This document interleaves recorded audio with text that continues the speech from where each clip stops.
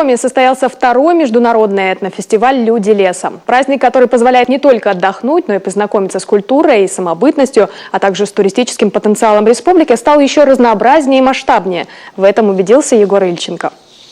Стефановская площадь превращается в огромное живописное полотно этнохудожника Юрия Лисовского. Всюду фигуры зверей из древнего коми-промыслового календаря. Попробовать себя в роли художника может каждый, превратив белые заготовки в картины. С этого момента второй этнофестиваль «Люди леса» можно считать открытым. В этом году наш этнофестиваль объединил представителей финно-угорских народов России, представителей зарубежья. И мы сегодня сможем с вами познакомиться не только с культурой коми-народа, но и представить свое творчество представители удмуртов, марийцев, коми-пермяков.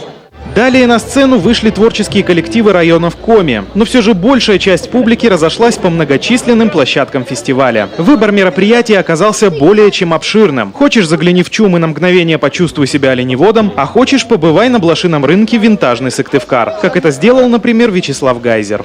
Вот. У нас даже выше 19 века. Сейчас дойдем, посмотрим.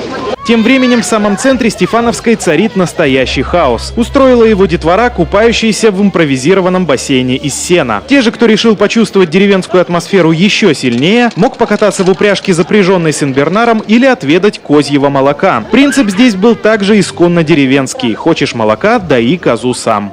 По сравнению с коровьим молоком, козье намного полезнее, диетичнее и в тот же момент жирнее. Вот сейчас проверим, какое оно на вкус. Вот козочка, молочко. Ну что ж, весьма необычно, но привыкнуть можно. Посетившие фестиваль признавались, тема экотуризма как в Коми, так и в целом по стране с каждым годом становится все актуальнее. Людей тянет к народному творчеству и этномоде. Благо, есть что показать. А потому и приходить на такие мероприятия вдвойне отрадно. И детям есть где поиграть, и взрослым на что посмотреть. А значит, в будущем людей леса будет все больше. Егор Ильченко, Василий Янин, телеканал Юрган, Сыктывкар. Организаторы фестиваля «Люди леса» объявили, что во время мероприятия неизвестные похитили фигуру выдры. Автор полутораметрового арт-объекта – известный в республике этнофутурист Юрий Лисовский.